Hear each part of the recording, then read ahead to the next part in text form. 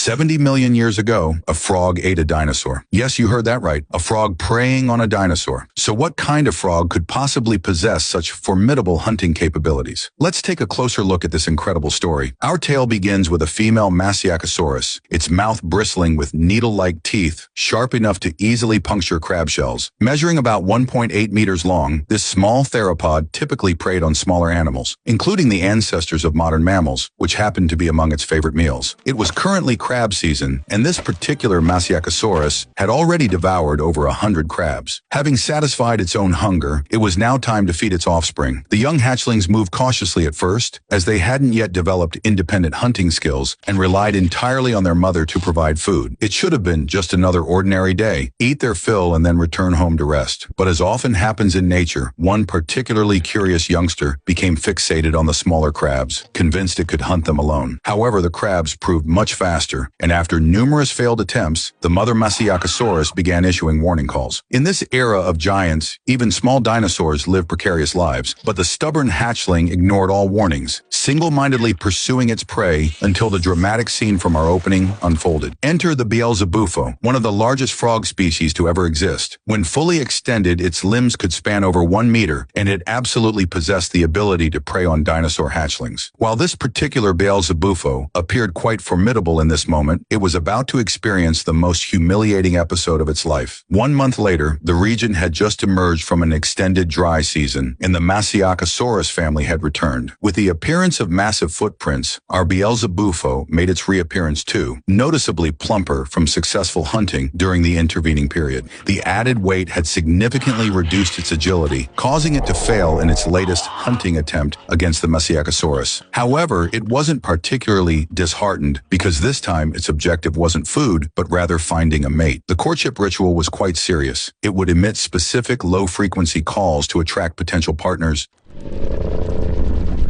with the muddy terrain helping to amplify its vocalizations. The deep mating calls carried remarkably well through the environment. While it had expected to attract a beautiful female, what responded instead was a group of massive herbivorous titanosaurs, measuring 15 meters long and weighing up to 30 tons. They hadn't been drawn by the calls, but had come to wallow in the mud to escape the intense heat. Faced with this enormous size disparity, the Beelzebufo had no choice but to vacate its pond immediately. Any hesitation risked being crushed underfoot. Yet the persistent amphibian wasn't ready to give up completely, as this was the prime mating ground it had worked so hard to find. Time was running out, as female Beelzebufo only mated at the very beginning of the rainy season. Missing this critical window would mean remaining single for another entire year. Realizing it couldn't